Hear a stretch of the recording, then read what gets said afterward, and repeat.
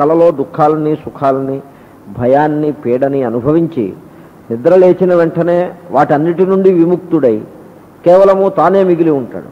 ఆ కలలో కనబడ్డవన్నీ కూడా తనలో విలీనమైపోయి ఉంటాయి, తాను మాత్రమే మిగిలి ఉంటాడు. అలాగే ప్రబోధ సమయే అనాది మాయయా సుప్త యదా జీవ ప్రబుధ్యతే అజన్మ నిద్రమస్వప్నమద్వైతం బుధ్యతే తదా అని వార్తికకారులు సురేశ్వరాచార్యులు ఆ ప్రబోధ సమయే అనే పదానికి వార్తికాన్ని రాశారు. అనాది కాలం నుంచి జన్మ తర్వాత జన్మ, అలాగ అనేక జన్మలలో ఈ జన్మలో కూడా పుట్టినప్పటి నుంచి భేద సంస్కారము హృదయంలో దృఢంగా పాతుకునిపోయి ఉండుట చేత భయముతో జీవిస్తున్నటువంటి మానవుడు ఎప్పుడైతే తన యొక్క యథార్థ స్వరూపాన్ని దర్శిస్తాడో అప్పుడు ఆత్మ కంటే భిన్నంగా ఏదీ లేదు. ఇదగుం సర్వం ఆత్మ యదయం ఆత్మ, కంటి ముందు కనపడే సర్వము ఆత్మరూపమే, కన్నుతో సహా చూసేటువంటి మనస్సుతో సహా సర్వము ఆత్మయే అనే సత్యాన్ని దర్శించి కృతార్థుడవుతాడు. ఇది నిన్నటి వరకు జరిగినటువంటి ప్రసంగం యొక్క సారము. తస్మై శ్రీ గురుమూర్తయే నమ ఇదం శ్రీ దక్షిణామూర్తయే. ఈ టీచింగ్ని అంటే ఉపదేశాన్ని స్తోత్ర రూపంగా శంకరాచార్య ప్రతిపాదిస్తున్నారని మీకు ముందు మనవి చేశాను. కాబట్టి ఈ స్తోత్రంలో ఆయన ఎవళ్ళని స్తుతిస్తున్నట్టు, ఎవళ్ళని స్తుతిస్తున్నాడు అంటే దక్షిణామూర్తిని స్తుతిస్తున్నాడు. అయితే ఎటువంటి దక్షిణామూర్తి? అక్కడెక్కడో మూల కూర్చుని, లేకపోతే ఒక దేవాలయం లోపలో, లేకపోతే ఎక్కడో ఓ లోకంలోనో శివలోకంలోనో ఓ చోట ఓ ఆసనం మీద కూర్చుని ఉన్న దక్షిణామూర్తిని కాదు స్తుతిస్తూ ఉంటారు. ఆ విధమైన దక్షిణామూర్తిని కాదు.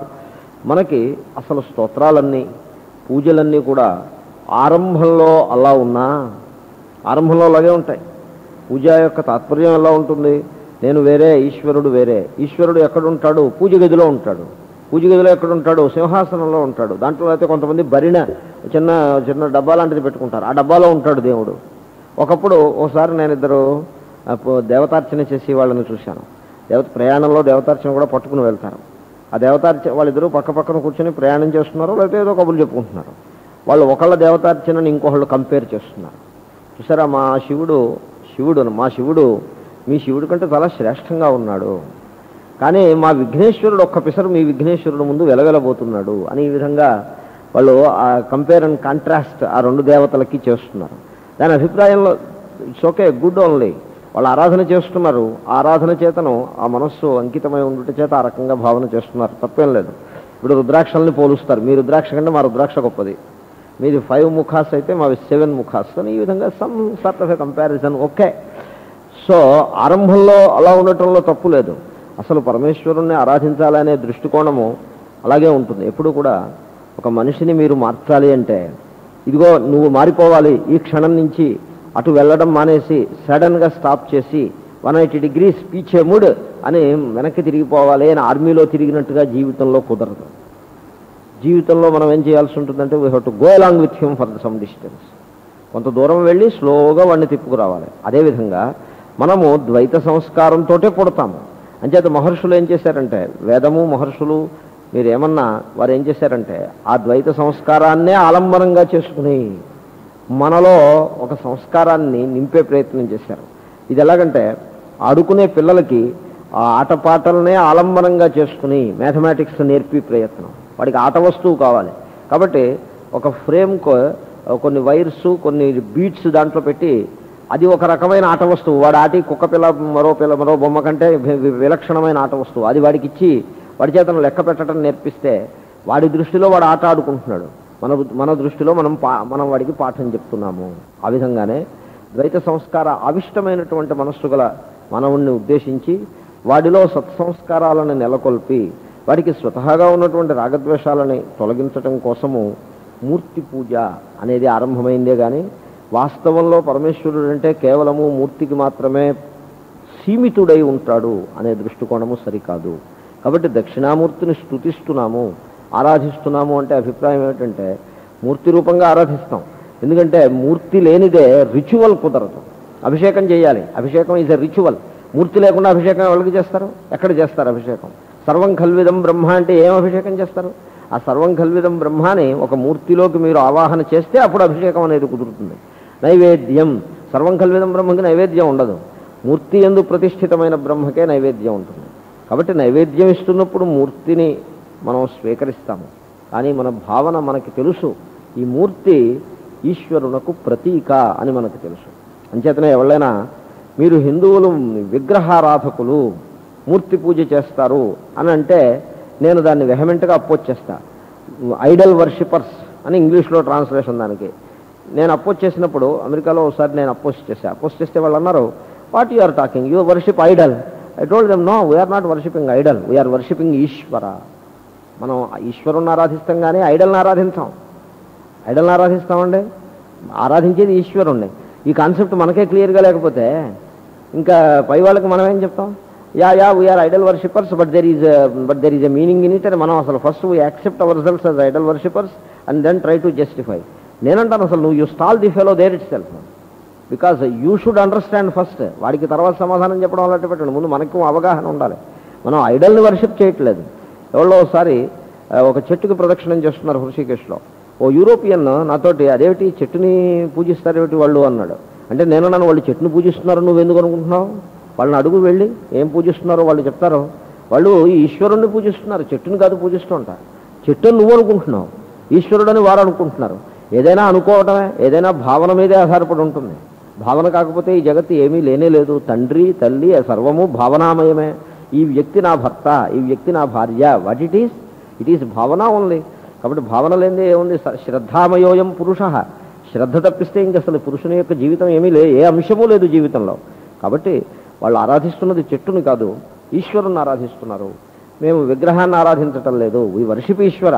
మీరందరూ ఈశ్వరుని పూజిస్తారు, మేమేమో రాళ్ళని రాళ్ళని పూజిస్తామా? Who said to you that is wrong? మేము నీకంటే కూడా ఎక్కువ అవగాహనతో ఈశ్వరుని ఆరాధిస్తాం. That is the way in which you have to stall the film. Road మీదకి వెళ్తే ఇవే ప్రసంగాలు. నేను ఒకసారి మద్రాసులో రోడ్డు మీద నడిచి వెళ్తున్నా.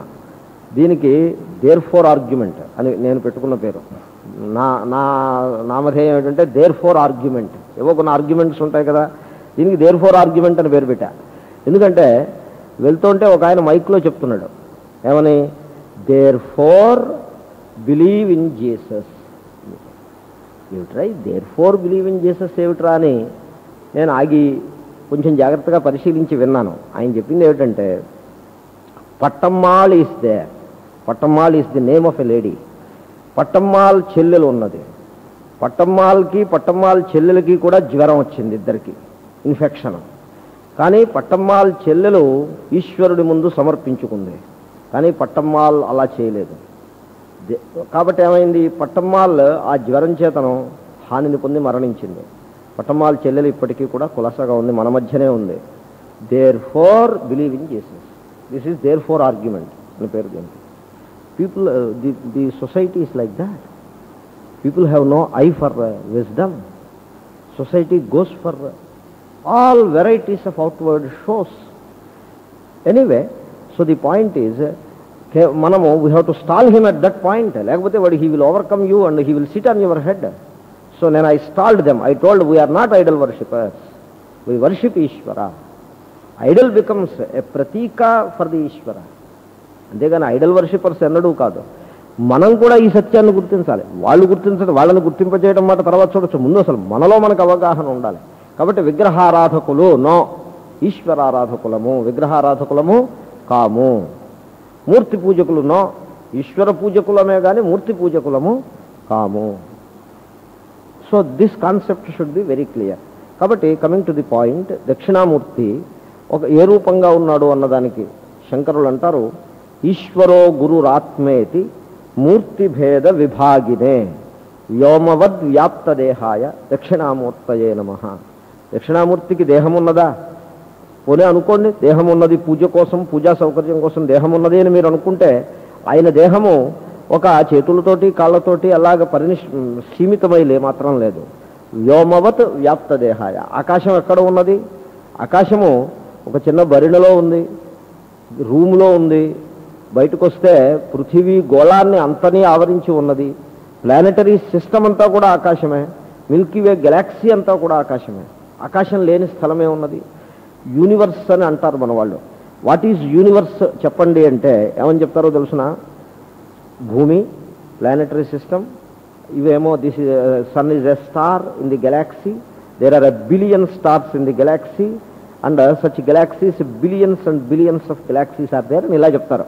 బట్ ఇదంతా వినేప్పటికి మనకు ఏమనిపిస్తుందంటే universe is all filled with so much matter అని మీకు అనిపిస్తుందేమో. That is wrong.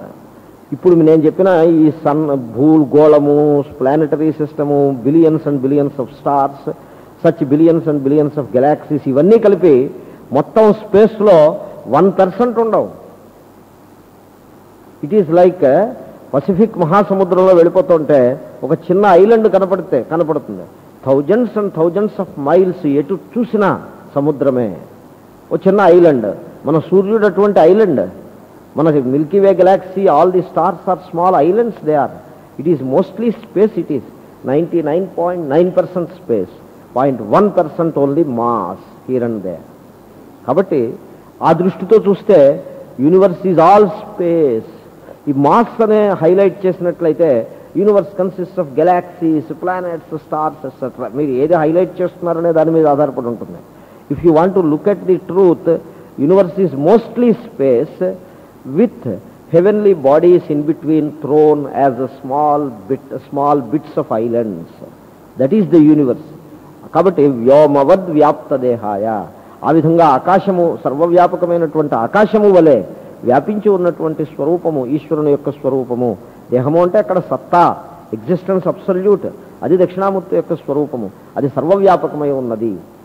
అంచేతనే తైత్రీయ శృతి కూడా ఆకాశ శరీరం బ్రహ్మ సత్యాత్మ ప్రాణారామం మన ఆనందం అని ఆ ప్రాచీన యోగ్యోపాసనలో ఆకాశ శరీరం బ్రహ్మ, పరమేశ్వరుడు సర్వవ్యాపకమైనటువంటి ఈ ఆకాశమే, స్పేస్, ఇది మాత్రమే ఆయన యొక్క దేహము అని అలా భావన చేయవలసింది. అది సత్యము అని అంటారు. దీనికే చిదంబర రహస్యము అని పేరు. ఎప్పుడైనా వినుంటారు చిదంబర రహస్యం. చిదంబరం వెళ్తే నటరాజ్య దేవాలయం ఒకటి ఉంది. ఆ నటరాజ్య పక్కనే శివుని లింగము, శివుని యొక్క అభిషేకాలు అవుతాయి. అక్కడ ఈ గోడ నుంచి 2 కుక్కేలు వేళ్లాడదీసి ఇలా మాల వేస్తారు. ఆ మాల ఉంటుందంతే. ఆ మాలను, ఆ మాలని ప్లేస్లో ఉంచే కుక్కేలు ఉంటాయి. అక్కడ లింగం కనపడదు. ఏదండి లింగం అంటే ఆ మాలకే దండం పెట్టి వస్తూ ఉంటారు అందరూ. ఆ మాల మధ్యలోనే అభిషేకాలు, ఆ మాల మధ్యలోనే పుష్పాలు వేసి గంధం కూడా మాల మధ్యలో స్పేస్కి సమర్పిస్తూ ఉంటారు. అక్కడ దేవుడేడి అని అడిగితే మరి అదే రహస్యం అంటాడు పక్కవాడు. ఏమిటి ఆ రహస్యం? ఏమిటంటే అది ఆకాశలింగము, ఆకాశమే లింగము అంతే. ఆకాశమే లింగము అంటే అర్థం ఏమిటండి? ప్రత్యేకంగా ఒక లింగాకారము లేదు. ఆకాశము అంటే ఆకాశమునందు ఈశ్వరుణ్ణి భావన చేసి వర్షిప్ చేయటం అనేటువంటి సంస్కారము ఉండబట్టే అక్కడ ఆకాశలింగము అని ఉన్నది. ఆ విధంగా మనకి పంచలింగములు ఉన్నాయి. పృథివ్యప్తేజో వాయువాకాశలింగాలు ఉన్నాయి. కాబట్టి పృథివీలింగం మనకి బాగా అలవాటైన, పార్థివలింగం అంటే మనకి చాలా కంఫర్టబుల్గా ఉంటుంది. Something solid there. మీరు దానికి గంధం పూయొచ్చు, అభిషేకం చేయొచ్చు, అన్నీ చేయగలుగుతారు. పృథివీలింగము అంటే ఆ వాయు, అగ్ని, జలలింగములు అంటే the comfort is much less. You cannot handle it very comfortably. But your concept is undergoing a change towards the better. ఆకాశలింగంలో యువర్ అండర్స్టాండింగ్ బికమ్స్ పర్ఫెక్ట్.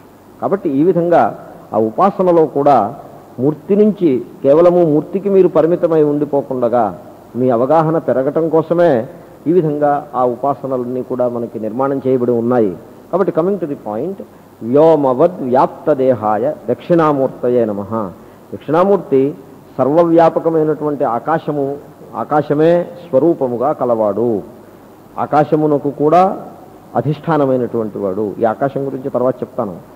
అయితే మనకి ఆయన యొక్క మేనిఫెస్టేషన్ ఏదైనా ఉందా మన ఎదుట? ఉంది. ఎలాగా? ఈశ్వర గురుహు ఆత్మ ఇది మూర్తిభేద విభాగినే. ఈశ్వర అంటే మన చేత ఆరాధింపబడేటువంటి ఏ మూర్తి కలదో ఆ రూపంగా ఆ పరమేశ్వరు ఆకాశము వలె సర్వవ్యాపకమైన పరమేశ్వరుడు మన ఎదుట దక్షిణామూర్తి రూపంలో, ఆ దక్షిణామూర్తి రూపం రాబోతోంది ఇంకో శ్లోకంలో, ఆ రూపంలో మన ముందు ఆవిర్భవించి ఉన్నాడు. ఒక ప్రకట రూపము, వన్ మేనిఫెస్టేషన్. అనదర్ మేనిఫెస్టేషన్ గురుహు, the teacher. The third manifestation ఆత్మ. ఆత్మ అంటే యువర్ సెల్ఫ్. ఎందుకంటే వాట్ ఈజ్ యువర్ సెల్ఫ్ ఈశ్వర అనేప్పటికీ కొంతమందికి ఏమిటో విడ్డూరంగా అనిపిస్తుంది. దానికి కారణం ఏమిటంటే సంస్కారం యొక్క బలము, కండిషనింగ్. ద్వైత సంస్కారము అలాగా అనిపించి ఇట్లా చేస్తుంది. అదర్వైజ్ విచారం చేస్తే దాంట్లో విడ్డూరమేం లేదు. తెలుసుకోవాల్సింది చాలా ఉంది. అనుభవానికి సాక్షాత్కారానికి తెచ్చుకోవాల్సినటువంటి చాలా గంభీరమైన విషయం ఉంది. కానీ విడ్డూరమైనది విరుద్ధమైనది ఏమీ లేదు. శాస్త్రం ఎప్పుడూ కూడా లాజికల్ థింగ్ని చెప్తుంది, చెప్పాలి. లాజిక్కి అతీతమైన విషయాలను కూడా చెప్తుంది. రేషనల్కి లాజిక్కి అందని సంగతులను కూడా చెప్తుంది, చెప్పాలి. కానీ ఇల్లాజికల్ థింగ్స్ని మాత్రం చెప్పకూడదు. చెప్పినట్లయితే ఆ శాస్త్రం అప్రమాణం అయిపోతుంది. శాస్త్రమే కదా అని ఇల్లాజికల్గా మాట్లాడి ఇదంతా శాస్త్రం అండి, వేదం అండి, మీరందరూనేమో దీన్ని టేకప్ యూ స్వాలో ఇట్ అంటే దట్ ఈజ్ నాట్ కరెక్ట్. ఇల్లాజికల్గా ఉండకూడదు. It should be logical or above logic, but not illogical. కాబట్టి మీరు ఆత్మ అనగా ఈశ్వరుడే అంటే it is not illogical. It may not appear to be logical, but it is something above logic. It requires an understanding, a growth. ఉదాహరణకి చూడండి, మీ ఈ ఉపాధిలో రెండే అంశములు ఉన్నవి. నేను ఇది చాలా తరచుగా చెప్తూ ఉంటాను. ఎందుకంటే గీతలో పరమేశ్వరుడు అలాగే బోధిస్తాడు దాన్ని. ప్రకృతి పురుష ఒక భాష, ఇంకొక భాషలో క్షేత్రం క్షేత్రజ్ఞ అని ఈ విధంగా ఎన్నిసార్లు చెప్పినా there are 2 things here. 1 a machine, 2 a చైతన్యం. రెండే ఉన్నాయి, మూడోది లేదు. కాదండి అహం ఉన్నాను అంటే అహం ఈజ్ అజ్ఞానం. That is what we are talking about. ఉన్నది రెండు. ఆ రెండింటి యొక్క గ్రంథి ఎందు కలయిక ఎందు అహం అనేటువంటి అజ్ఞానం వచ్చింది. నేను ఇంకా మళ్ళీ చెప్తాను ఆ విషయం. కాబట్టి ఈ దేహములో ఉన్నటువంటి ఆ మెషిన్ పార్ట్ ఏదైతే ఉందో, అంటే పాంచభౌతిక సంఘాతము అనే పార్ట్ ఏదైతే ఉందో అది హిరణ్య గర్భుడు. We will see what it is. అది హిరణ్య గర్భ. దాని ఎందు అహం అనేటువంటి అధికారం మనకి లేదు. వేలు అహం అని అనడానికి వీరలేదు. వేలు it's a part of the entire thing. So అదేవిధంగా దిస్ బిలాంగ్స్ టు ది హిరణ్య గర్భ. మనం చూశాను నిన్న. రెండవది చైతన్యము. ఆ చైతన్యం దీంట్లో మాత్రమే ఉందని అనుకోద్దు. అహమాత్మ గుడాకేశ సర్వభూతాశయ స్థిత. సర్వ ప్రాణులలో ఒకే చైతన్యము కలదు. ఇప్పుడు మీకు చిన్న దృష్టాంతం చెప్తా, పెద్ద తర్కం అక్కర్లేకుండా. ఆకాశం ఉంది, నాలో ఆకాశం ఉంది. నా లోపల ఆకాశం ఉంది కదా. బ్రేక్ఫాస్ట్ చేస్తున్నామంటే లోపల ఆకాశం ఉండబట్టే కదా. మీ అందరిలో ఆకాశం ఉన్నది. నేను వేరే, మీరందరూ వేరువేరుగా ఉన్నాం, వాస్తవమే. కానీ నాలో ఉన్న ఆకాశము, మీ అందరిలో వేరువేరు వ్యక్తులలో ఉన్న ఆకాశం వేరని మీకు అనిపిస్తోందా? ఆకాశం వేరు కాదు. ఎందుకంటే ఆకాశము అలా ముక్కముక్కలుగా చేసి వేరువేరుగా పెట్టిది ఏం కాదు. సర్వము ఆకాశములో ఉంటుంది. సర్వమునందు ఆకాశం ఉంటుంది. అంతః బహిః కూడా ఆకాశం ఉంటుంది. ఘటే ఆకాశ వర్తతే, ఘట ఆకాశే వర్తతే. ఘటం ఆకాశంలో ఉంటుంది, ఘటంలో ఆకాశం ఉంటుంది. కాబట్టి ఆకాశంలో ముక్కలు లేవు. కాబట్టి వ్యక్తులు వేరువేరుగా ఉన్నా, ప్రాణులు వేరువేరుగా ఉన్నా, పదార్థములు వేరువేరుగా ఉన్నా, వాటి యందు ఉండేటువంటి ఆకాశము ఏకరూపము మాత్రమే. ఆకాశంలో భేదాలు లేవు. అదేవిధంగా అది దృష్టాంతం. అదేవిధంగా సర్వప్రాణులలో విరాజిల్లేటువంటి ఏ చైతన్యము, కాన్షియస్నెస్ కలదో దాని యందు భేదములు ఉన్నవని మనము ఉపాధి చేతను బాగా అవిష్టమైనటువంటి మనస్సు కలవారమగుటచే భ్రాంతి పడుతున్నామే కానీ వాస్తవంగా డిఫరెంట్ బల్బ్స్లో ఉన్న ఎలక్ట్రిసిటీ ఎలా అయితే వేరు కాదో, డిఫరెంట్ ఉపాధులలో ఉన్నటువంటి ఆకాశం ఎలాగైతే భిన్నము కాదో, అదేవిధంగా సర్వప్రాణులలో ఉండే చైతన్యము ఏకరూపము అని పరమేశ్వరుడు గీతలో కుండ బదలుకొట్టినట్టు చెప్పాడు. అహమాత్మ గుడాకేశ క్షేత్రజ్ఞంచాపి మాం విద్ధి.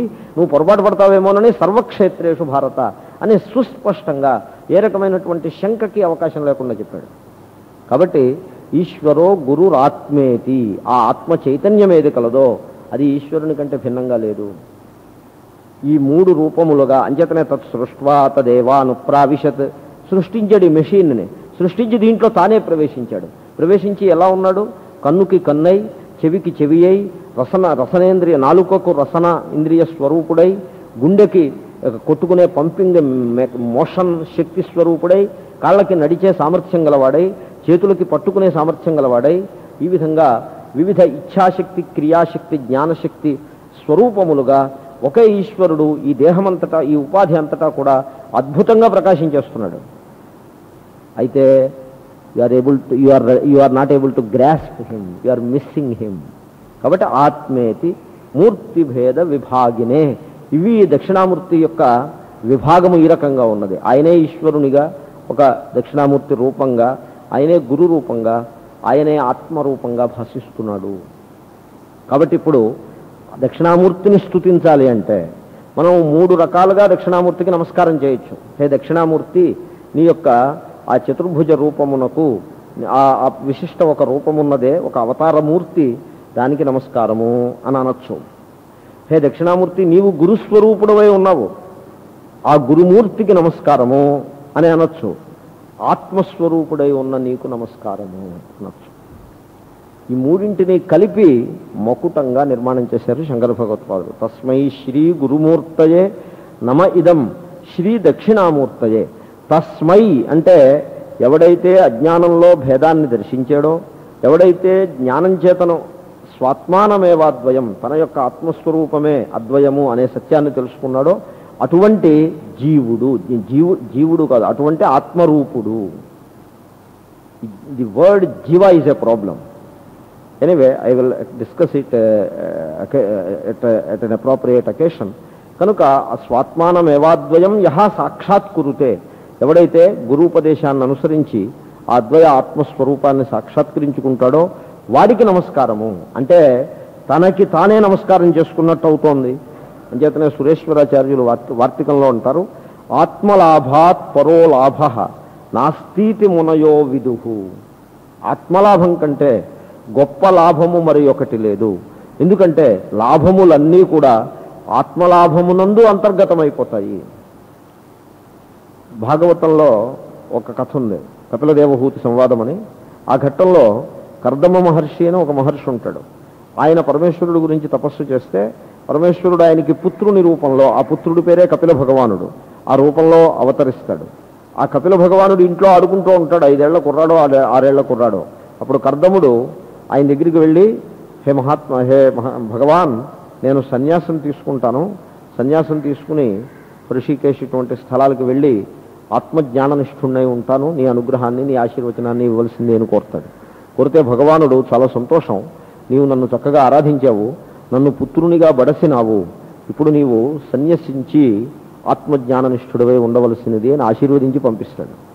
ఇప్పుడు చెప్పండి, ఈశ్వరుణ్ణి ఆరాధించటము, ఈశ్వరుణ్ణి పుత్రునిగా అవతార రూపంగా బడయుట, ఈ రెండింటి కంటే కూడా ఆత్మలాభము గొప్పది అని మనకి శాస్త్రములు సుస్పష్టంగా బోధిస్తున్నాయి. ఎందుకంటే ఆత్మ అంటే మీరు ఏమనుకుంటున్నారు, ఈ పిసరంత చిన్న ఆత్మ అయితే that is what is called selfishness. Selfishness, this is not selfishness. Selfishness అంటే ఎలా ఉంటుంది, చిన్న ఇసుమంత అహం ఉంటే ఆ అహం కోసం పాట్లు పడుతుంటే దాన్ని సెల్ఫిష్నెస్ అంటారు. ఏ అహం నందు సర్వ జగత్తు అధిష్టానంగా ఏ అహం ఉంటుందో, ఏ అహంలో సర్వ ప్రాణులు అంతర్గతమైపోతాయో అటువంటి ఆ అహంత, సర్వమును తనలో నింపుకునేటువంటి ఆ అహంత, అది ఆత్మ యొక్క స్వరూపము. అది ఏ యథార్థమైన లాభము. లాభము అంటే జ్ఞానమే లాభం ఇక్కడ. కాబట్టి ఆత్మలాభం కంటే గొప్ప లాభము మరి ఒకటి లేదు. అటువంటి ఆత్మలాభము నాకు కలగాలి అని తల్లాభార్థం కవిస్తౌతి స్వాత్మానం పరమేశ్వరం. ఆ ఆత్మను పొందుట కొరకై. ఎటువంటి ఆత్మ? ఈ ఉపాధి యందు పరమేశ్వరుడే ఆత్మరూపంగా భాషిస్తున్నాడు. అహం ఆత్మా గుడాకేశ. హే అర్జున, నేను నీ ఆత్మరూపంగా భాషిస్తున్నాను రా అని శ్రీకృష్ణుడు స్పష్టంగా చెప్పి ఉన్నాడు. కాబట్టి ఈ ఉపాధి యందు ఆత్మరూపంగా పరమేశ్వరుడే భాషిస్తున్నాడు. అటువంటి ఆ ఆత్మరూపుడైన ఈశ్వరుని కొరకు నేను నమస్కారం చేస్తున్నాను అని తస్మై అనే పదం చేత స్వాత్మను నిర్దేశిస్తున్నారు. దీనికే సమానాధికరణ్యము అని మీకు మనవి చేశాను. సమానాధికరణ్యం అంటే 3 పదములు వేరువేరుగా ఉన్నాయి, కానీ వాటి చేతను చెప్పబడే, నిర్దేశింపబడే వస్తువు ఒక్కటియే. ఎలాగా? రామ, దాశరథి, సీతాపతి అని ఉంది. లేకపోతే నమస్కారం చేయండి, దాశరథయే, సీతాపతయే, రామాయ నమః అని ఉంది. ఒకే విభక్తి, సమానాధికరణ్యం. అంటే నేను ముగ్గురికి నమస్కారం చేస్తున్నాను.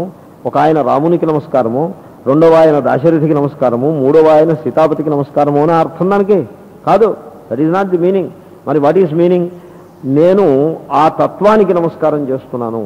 ఏ తత్వమైతే రామ, దాశరథి, సీతాపతి అని 3 వేర్వేరు పదముల చేత, 3 వేర్వేరు అర్థముల చేత కూడా. రామ అంటే అర్థం వేరే, దాశరథి అంటే దశరథుని కొడుకు అనర్థం, సీతాపతి అంటే సీత యొక్క భర్త అనర్థం. అర్థం కూడా వేరుగా ఉంది.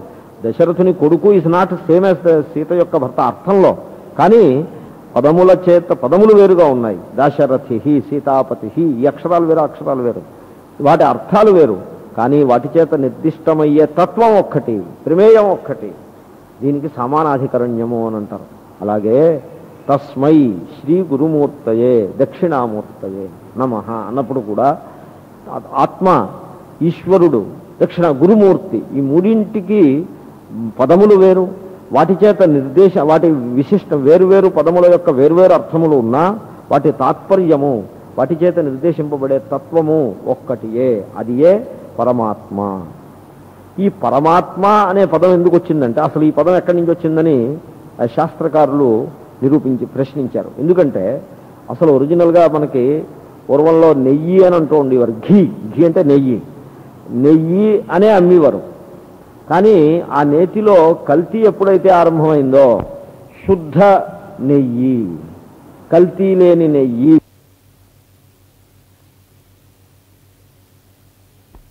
ఈ కల్తీ లేని నెయ్యి అని ఏవేవో ఎడ్జెక్టివ్స్ వేసుకోవాల్సి వచ్చింది. పూర్వకాలం ఈ వాషింగ్ పౌడర్ సర్ఫ్ ఒక్కటే ఉండేది, సర్ఫ్ అమ్మేవారు.